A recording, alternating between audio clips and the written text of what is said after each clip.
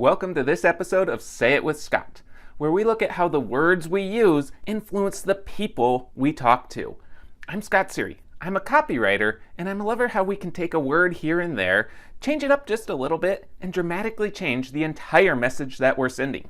This episode is brought to you by Strategic Advisor Board and by my company, Sery Content Development. Today we're looking at possibly the number one most important aspect that you have to include in every bit of your writing, your videos, landing pages, magazine ads, anything you have in there. If you forget this part or you just ignore it, it's probably going to make the entire message flop. And that's your call to action. You know it as a CTA. It's kind of drilled into you. If you've done any sort of marketing, you know that you have to have a strong call to action after each message or within each message. There are a few little caveats here. If you have a blog that you're posting, you might not need quite the call to action because the action is consume the information. Blogs are generally designed to establish your authority and make people want to know you more and kind of trust you better. So you don't really need a full call to action, but it's not hard to throw one in there anyway. So these calls to action, some people get them wrong because they don't really make them strong enough, or they put too many calls to action in there. For example, you come to my website, you read all about copywriting, and I want 3, 4, 5 things from you. I want you to sign up for my newsletter so I can get in touch with you very easily. I want you to hire me to do your copywriting. I want you to follow me on all my social medias so I'm constantly in front of you and you're reminded of me. And so if I put all these calls to action in there, you're overwhelmed and you don't know which one to do. So tip number 1 with your calls to action, make sure they are very specific. I want all those things from you, but I want you to do one thing.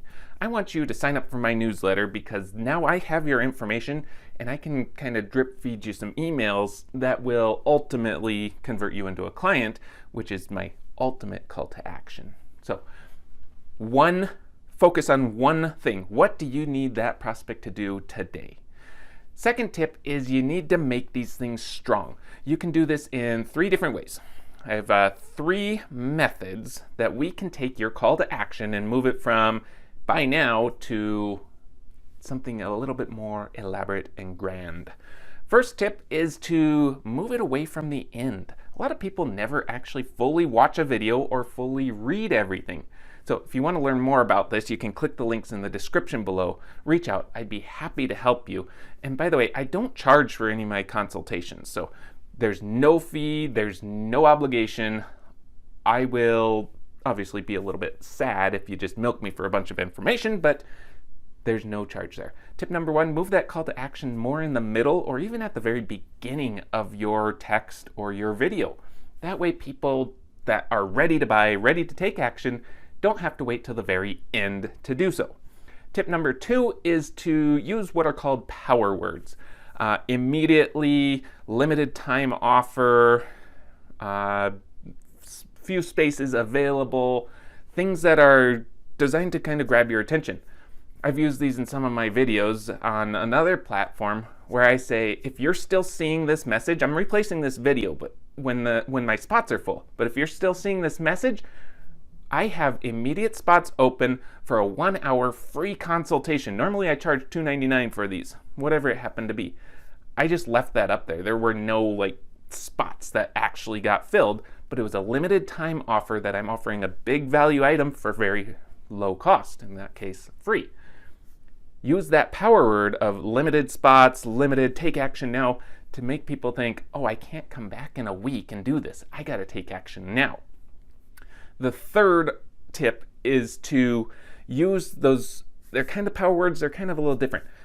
Discounted, free, things that make people say, it removes that money barrier. So I say, you can reach out and we'll do a free one-on-one consultation. That way you don't have, the only barrier that's left is you don't want to give me your email address, which, if you need help, you got to make it so I can contact you somehow. So move that call to action up higher. Use some powerful words. Just Google power words, or click the link below and we'll collaborate on it. And 3, remove that finance barrier from them. That way they're more likely to reach out and to get in touch. Thanks for tuning in to this episode of Say It with Scott.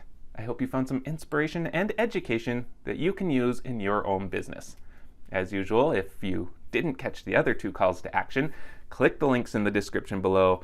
Reach out. I'd be happy to help, consult with you, or just straight up do it for you. Before you go, please like, comment, and subscribe. That way you get notifications whenever Strategic Advisor Board posts some great new content.